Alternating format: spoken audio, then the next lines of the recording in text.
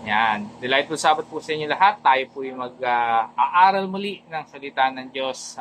Tayo po ay nasa 2 Samuel 17 pa rin. No?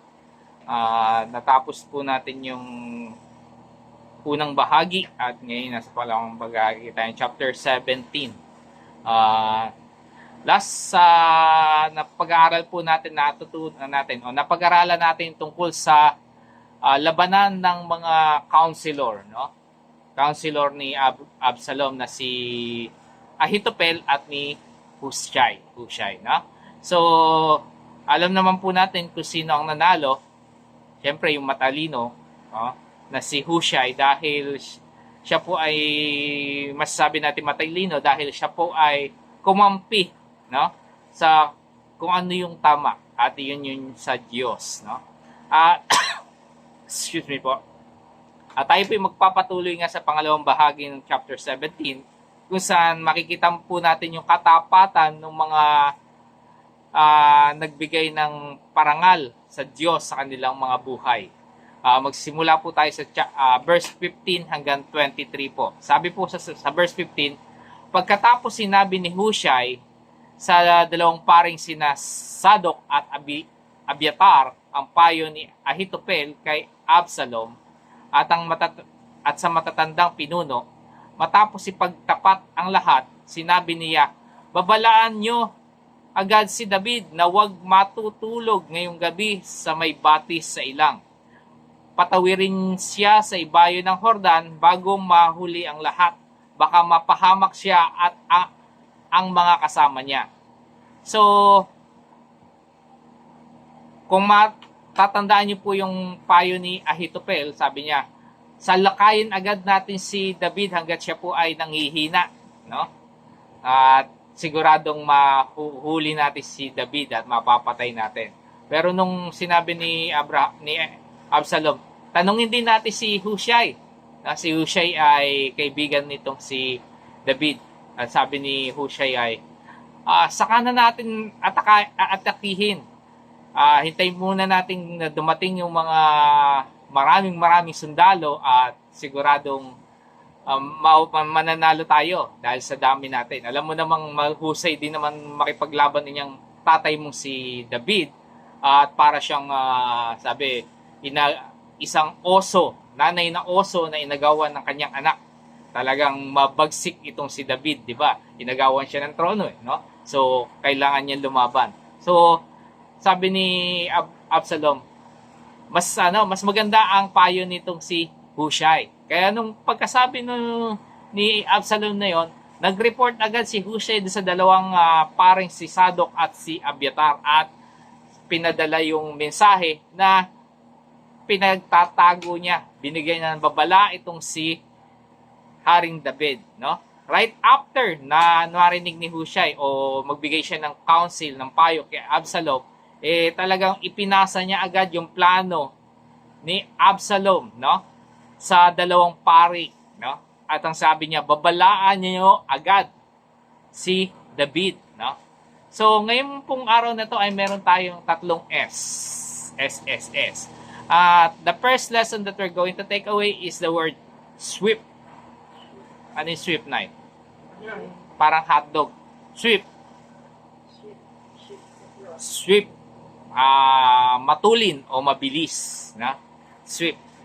So, si Hushai po ay nagbigay ng swift action, no? O gumawa ng swift action. Mabilis po yung action na ginawa niya. At ito nga po ay bigyan ng babala itong si David sa possible na disaster na mangyayari, no? Naalala ko po nung itong isang babae, yung Shunammite woman na lumapit kay Elisha at sinabi niya yung kalagayan ng kanyang anak, no? Yung Shunammite woman na namatay yung anak niya at nagsabi siya kay Elisha na namatay nga yung anak na pinagkaloob ng Diyos sa kanya. Ang ginawa ni Elisha, inutusan niya agad si Gehazi. Sabi niya, tuck your cloth into your belt, take my staff in your hand and run. Don't greet anyone you meet. And if anyone greets you, do not answer. Lay my staff on the boy's face. No? So, ang pinagawa ni Elisha, pinatakin yung damit. Siguro yung cloak nila, yung balabal ay nakakasagabal kapag ikaw ay tumatakbo. Kaya ang ginawa, sabi niya, itali mo yan para mas mabilis kang makarating sa bata. So, si Elisha ay nagkaroon ng swift na decision, no? Yung very decisive siya. At hindi siya nag-isip na saka na puntahan yung bata or nag-isip-isip pa. Mabilis siyang nag-decide, no? Dahil ang pagkakataong yun ay life and death situation, no? At kailangan pong mabilis talaga, quick ang ating pag-response sa bagay na yun. Sa ating mga buhay po ay ang Diyos ay nagbibigay ng mga kautusan sa atin. Medyo marami siyang kautusan sa atin. At itong mga bagay na ito ay hindi inaasahan ng Diyos na magawin natin next year o next month o next week or next day, tomorrow. Kundi ang utos ng Diyos ay pinagagawa niya right now. No? Ngayon po, dapat mabilis nating aaksyonan ang bawat utos ng Diyos. No? Right away, gawin natin yon. At dapat daw tayong swift, no? Mabilis na pag tayo po ay nakarinig ng utos ng Diyos, gawin agad natin, lalo na yung kautusan ng Diyos na pinagkaloob sa atin. Kagaya na lang na sinabi sa James 1:19, sabi, everyone should quick to listen. So mabilis daw tayo dapat nakikinig, no? Iniintindi natin ang bawat bagay-bagay.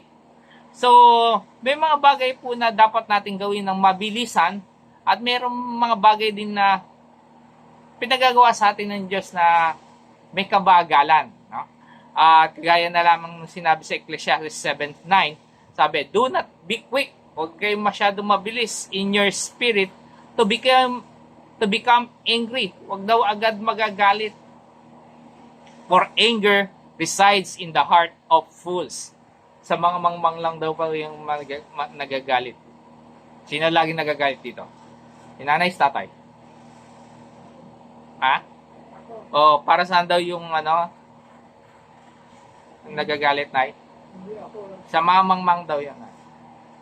So sinasabi daw dito ay dapat mabagal tayo sa pagsasalita at mabagal tayo sa pagiging magagalitin. No? Sabi pa sa Proverbs 6:16-19, there are 7 that are detestable to Him, no? Kasuklam-suklam sa Diyos. Ang panglima, sabi, feet that are quick to rush into evil. Yung mabilis na paang sa paggawa ng masama. So, dapat daw po mabagal tayo pag kasamaan na yung gagawin, bagal-bagalan natin o kaya wag na nating gawin, no? Dahil hindi ito kalugod-lugod sa harap ng Diyos.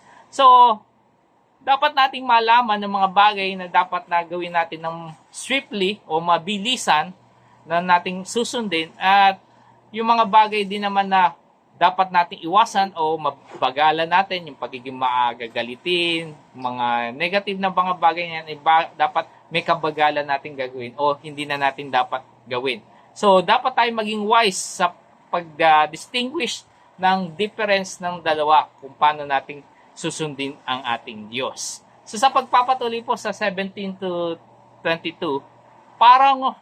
para walang makakita sa kanila, sina Jonathan at si Ahimas ay hindi na pumasok sa lusod. Doon na lamang sila naghintay sa En-Rogel. No? Ang anuwang balita para kay David ay dinadala sa kanila ng isang aliping babae. Ngunit may binatilyo pa lang nakakita sa kanila at ito ay nagsumbong kay Absalom. Nang malaman nila ito, umalis agad ang dalawa at nagtago sa Bahurim. Lumusong sila sa balon sa loob ng bakuran ng isang taga-roon. Tinakban agad ng asawa nito ang balon at kinalatan ng trigo ang ibabaw niyon upang hindi paghinalaang may nagtatago roon. Dumating ang mga alipin ni Absalom at nagtanong sa babae, saan naroroon si Ahimas at si Jonathan? Tumawid sila sa ilog, tugon ng babae. Ginalugad nila ang lugar na iyon, ngunit walang nakita, kaya't nagbalik na sila sa Jerusalem. Pagkalis ng mga tauhan, umahon sa balon ang dalawa, nagpunta agad sila kay David at pinagtapat ang mas samang binabalak ni Ahitopel. Pagkatapos sinabi nila, tumawid kayo agad sa ilog. Tumawid nga si David at ang buo niyang pangkat. At nang magmamadaling araw, walang isa mang naiwan sa kabila ng Jordan. So, yun na po ang nangyari, no? Itong si Jonathan at si Ahimaas na dalawang anak, no? Tigisang anak ng mga pari, ng dalawang pari. Tigisang anak sila, ay binigyan sila ng, pinagkatiwalaan sila ng isang malaking trabaho, no? At yun nga po yung pag-deliver ng babala na mensahe para kay Haring David. So, talagang hindi po madali yung trabaho na yun, no? Sa kainitan ng sitwasyon, no? Ang malamang sa malamang ang mga gwardiya sibil o mga gwardiya nitong mga sundalo ni Absalom ay maaring nasa paligid, no? Sa bawat sulok ng kalupaan ng Israel ay nandoon ang mga gwardiya nitong si Absalom para magbantay. So, ang nangyari nga po, may nakakita sa kanila na tumatakas. May nakakita kay Jonathan, pati kay Ahimaas, at nagsumbong kay Absalom. At ang ginawa ni Absalom, nagpadala siya ng mabilis na mga sundalo para hulihin, no, ang dalawang ito. Pero hindi nila nakita kung saan man nagtatago ang dalawa. Actually, sila po ay nandun nga lang sa balon na nagtatago at di sila nakita. So the second life lesson that we're going to take away is the word smart. Ano yung una, Nay? Swift, and ngayon smart o matalino, no? Tayo dapat ay matalino. Si Jonathan at si Ahimaas ay naging smart enough, no, sa sitwasyon nangyari. Nagtago agad sila, no, para hindi sila mahuli. So, maaring may takot sila sa possibility na sila po ay mahuli. Nagtago sila dahil may importante silang dapat gawin. Ito'y bigyan ng babala itong si David. So, kailangan nilang maging matalino sa lahat ng kanilang ginagawa. So, kailangan po nung sharp mind, no? Yung matalas na pag-iisip, yung swift decision, mabilis na paggawa ng desisyon, no? At kailangan nilang i-outsmart yung mga daigin, yung talino ng ibang mga tao dahil sila naman po ay gumagawa ng kabutihan para sa Diyos. So kagaya po ni Jonathan at ni Ahimaas, dapat daw po tayong maging matalino at daigin natin yung talino ng ibang mga tao na gumagawa ng hindi tama o may kasamaang ginagawa. So sa ating kapanahonan, marami pong mga maling turo na kumakalat, no, sa ating paligid. Dapat po hindi tayo pabanjing-banjing. Dapat mag-aral tayong mabuti at dapat nating daigin sila sa mga maling turo na ginagawa nila. Ano gagawin natin? Dapat tayong mag-aral mabuti para maipagtanggol natin ang katotohanan na meron tayo at yung mga paniniwala na meron tayo. Sabi nga sa 2 Thessalonians 2:9-12, the coming of the lawless one will be in accordance with how Satan works. He will use all sorts of display of power through signs and wonders that serve the lie, and all that the ways that wickedness deceives those who are in perishing. They perish because they refuse to love the truth and so be saved. For this reason, God sends them a powerful delusion so that they will believe the lie, and so that all will be condemned who have not believed the truth but have delighted in wickedness. So itong verse po na binasa ko sa inyo ay nagpapakita ng Diyos po ay galit sa lahat ng klase ng kasamaan. At darating po ang araw na tatanggalin niya completely, i-eliminate niya completely at ang mga bagay na masama at sa habang panahon po ay mawawala na yon. So, ang Diyos po ay hindi nanunukso sa atin para gumawa ng masama, no? Makikita natin doon sa talata, sinasabi, yung mga taong gumagawa raw ng masama ay maaaring gamitin ng Diyos para sila po ay lalong maparusahan, no? At mahusgahan balang araw. So, hindi po tayo dapat mabilang sa mga taong iyon, no? At hindi tayo dapat madaya. Dapat may recognize natin yung tama sa mabuti. Ang tama sa kabaitan, di ba? At yung good from evil, between right and just and good, no? Sa harap ng Diyos. Sabi nga sa Romans 12:2, do not conform to the pattern of this world, but be transformed by the renewing of your mind. Then you will be able to test and approve what God's will is, His good, pleasing, and perfect will. So, kailangan po nating talikuran, hindi sumunod sa tradisyon ng tao ng mundong ito. No? Ito na naman, dadating na naman yung tradisyon na to. At kailangan nating palipasin. Imagine nyo yung isang araw lang, palilipasin mo, nakasunod ka na sa Diyos. Bagamat ang mga tao, gigil, no? Na i-celebrate ang bagay nito at sila po ay hindi kinalulugdan ng Diyos. Sabi sa Philippians 1:9-11, and this is my prayer, that your love may abound more and more in knowledge and depth of insight, so that you may be able to discern what is best and may be pure and blameless for the day of Christ, filled with the fruit of righteousness that comes through Jesus Christ. So, ang panalangin dito ni Apostle Paul ay sa mga tiga-Philippians, no, yung mga mananampalataya doon ay magkaroon sila ng discerning spirit, no? Yung pagkaalam ng tama at mali. So, yun nga raw po, no? Importante po kasi sa Diyos na malaman natin yon, ma-discern natin, malaman natin ang difference ng tama at mali upang tayo po ay maging kalugod-lugod sa Diyos. May mga bagay kasing mabuti, no? Pero merong tama pa rin. So, wag natin piliin yung mabuti. Piliin natin po yung tama. Piliin natin yung mahalaga kaysa sa mga bagay na walang kwenta. Piliin natin yung mas makakatulong sa atin, sa ating kalusugan, kaysa yung mga bagay na makapanghina sa atin. Sabi po sa Hebrews 5:14, but solid food is for the mature, who by constant use have trained themselves to distinguish good from evil. No? So, ang ating mga kakayanan po para kainin yung salita ng Diyos ay makikita natin sa kalaliman, no? Kung malalim na turo ay naintindihan natin, kaya yun yung po yung tinatawag na solid food, no? At ito po ay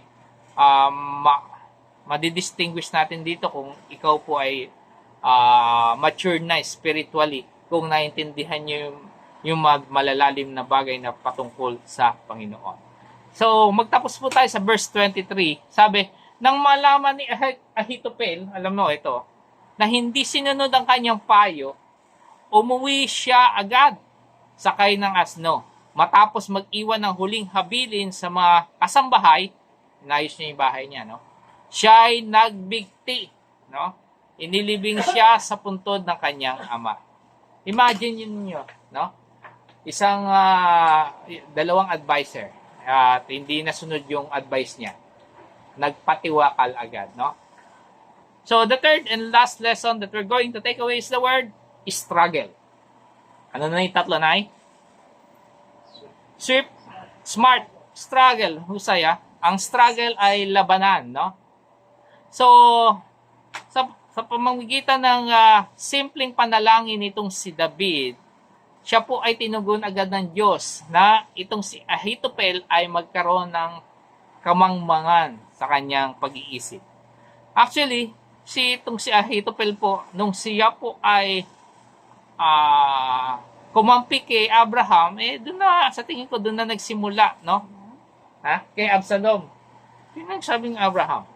Kay Absalom, no? Na self-proclaimed king, yun na yung simula ng kanyang kamangmangan, ng foolishness na, no? Ayun nga, pagkatapos nun, nagbigay siya kay Absalom ng mga evil counsel. Sabi, sipingan mo yung mga asawa ng tatay mo, no? Talagang masamang apayo na yon. At ito po ay kamangmangan. So, nung si Ahithophel, nung nalaman niya ng kanyang payo kay Absalom ay binasura, no? Yun yung salita natin ngayon, no? Binasura, ang sabi rito, he put his house in order. Inayos niya raw yun, nagbili na siya kung kanino pa mamana siguro yung ari-arihan niya, at siya po ay nagbigti, no? So, makikita mo po natin dito, nung inayos niya yung kanyang tahanan, ito yung nagpapakita ng katalinuhan din naman, no? Pero nung sinabing nagbigti siya, ito yung nagpapatunay naman na siya po ay mangmang, no? Nagkaroon po siya ng mental struggle. May paghihirap, paglaban ng kanyang pag-iisip, no? Sa mga bagay-bagay. At yung struggle na yon ay nagkaroon siya ng kahirapan sa pag-handle ng disappointment. Na-disappoint po siya kasi hindi nasunod yung gusto niya. So, yung foolishness ay ginawa siyang emotionally vulnerable, no? Mahina po siya. At alam niyo po, yung mga mangmang lang ang nagko-commit ng suicide. So, yung suicide po ay para sa mga mangmang lang dahil alam naman po natin ang buhay ay pag-aari ng Diyos at hindi natin dapat kitilin ng sarili natin. Diyos lamang pwedeng mag-decide kung ito'y pahababain o ito'y kukunin niya na. So, sa Bible po, ang foolishness ay associated with lack of wisdom, no? At walang karunungan, walang discernment, no? At kapag wala ka pang ganyan, ito po yung potential na consequence nun. Magi-struggle ka sa paggawa ng decision mo, no? So, poor ang decision making mo dahil ikaw nga po ay may kamangmangan at pabigla-bigla na siguro ang iyong pag-iisip noon at kahit na konting impormasyon pa lang ay ginagrab mo na at nagde-decide ka agad. Yung pangalawa naman, mag-struggle ka para maintindihan mo ang mga bagay ng tungkol sa Diyos. Siyempre, hindi na ipapaliwanag ng Diyos sa iyo ang mga bagay na patungkol sa Kanya kung ikaw po ay mangmang. Unless na ikaw po ay magkaroon ng mababang loob, mababang puso, may pagkatakot sa Diyos, doon mo lang maunawaan ang patungkol sa Diyos. Sabi nga po sa Proverbs 1:7, the fear of the Lord is the beginning of knowledge, but fools despise wisdom and instruction. Talagang ire-reject po ng mga mangmang yung mga bagay-bagay na tungkol sa Diyos at hindi sila magkakaroon ng opportunity na lumago, na makaintindi ng tungkol sa Diyos. At ito po ay magkakaroon ng hindrance, may hinder yung personal development nila. At yung pangatlo naman, magkakaroon sila ng struggle sa pag-accept or ng rejection, no? Yung isa naman, struggle to make peace with God. Imagine niyo kapag ikaw po ay mangmang, ang Diyos ay galit sa iyo. Pag galit ang Diyos sa iyo, ibig sabihin kalaban mo ang Diyos. Kaya napakahirap po maging mangmang. Kasi bobo ka na, galit pa ang Diyos sa iyo. Mas mainam na matalino ka na dahil may takot ka sa Diyos at ikaw po ay minamahal ng Diyos. So, sabi po sa Proverbs 19:3, a person's own folly, yung kahangalan daw ng tao, leads into their ruin, yet their heart rages against the Lord. Talagang kalaban po ng Diyos kapag ikaw po ay may kamangmangan, may kahangalan, no? At ikaw po ay mapapahamak ayon dito sa talatang ito. So, alam niyo po, mahirap kalaban ang Diyos. No? Masarap pang kalaban yung kapitbahay mong malaki ang katawan. May pag-asa ka pa manalo. No? Kaysa kalabanin mo ang Diyos. Wala tayong match sa Kanya. No? So, kahit nga sa isang anghel, hindi tayo mananalo. Sa Diyos pa. So, wala namang may gustong matawag ng mga mangmang, no? Kung nakagaya ni Ahitopel, no? Na nag-struggle, naghihirap mentally, no? So, mas mainam po na enjoy natin yung kabutihan ng Diyos, ang katapatan niya, kaysa mag-suffer tayong mag-isa, no? Nakakalaban ang Diyos. Ang maging kaibigan ng Diyos ay napakadali, no? At ang sikreto ay binahagi sa atin ni Haring David sa Psalms 111 verse 2. Sabi, "The fear of the Lord is the beginning of wisdom. All who follow His precepts have good understanding. To Him belongs eternal praise." So, pag sinusunod daw po natin ang utos ng Diyos, no, ay magkakaroon tayo ng karunungan. No? Ibig sabihin pala, ang utos ng Diyos ay karunungan. No? At ang Diyos po ay dapat purihin sa bagay na yon. So, tayo po ay magiging tunay na matalino lang kapag tayo po ay may takot, may paggalang sa Diyos. No?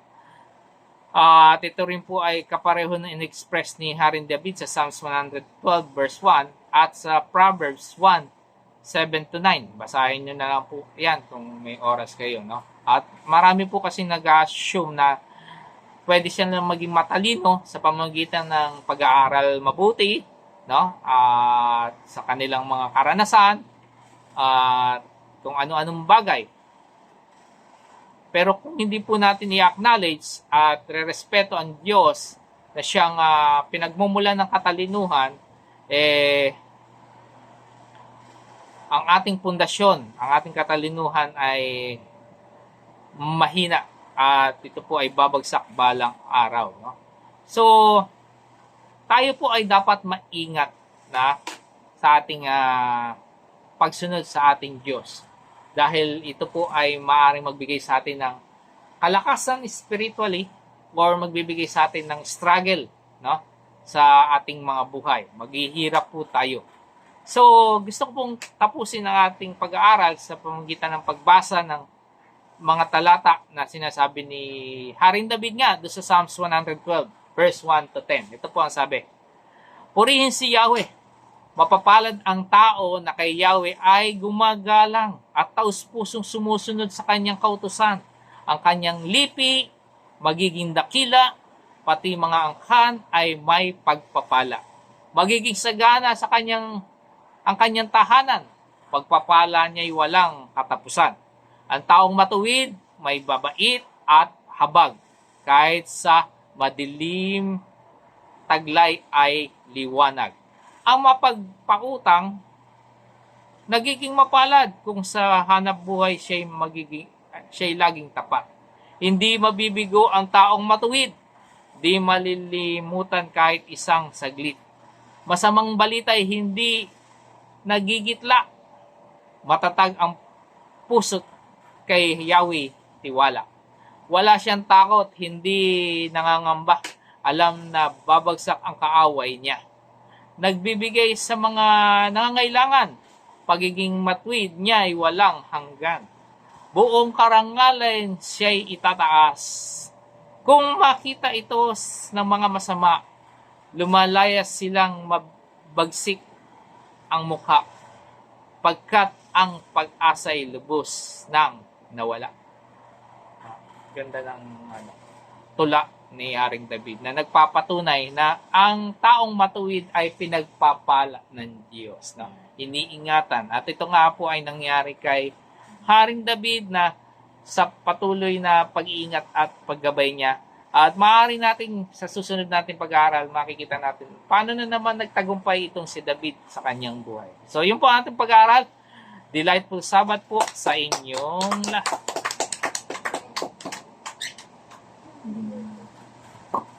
Magandang tayo ni Loki na isang awitin.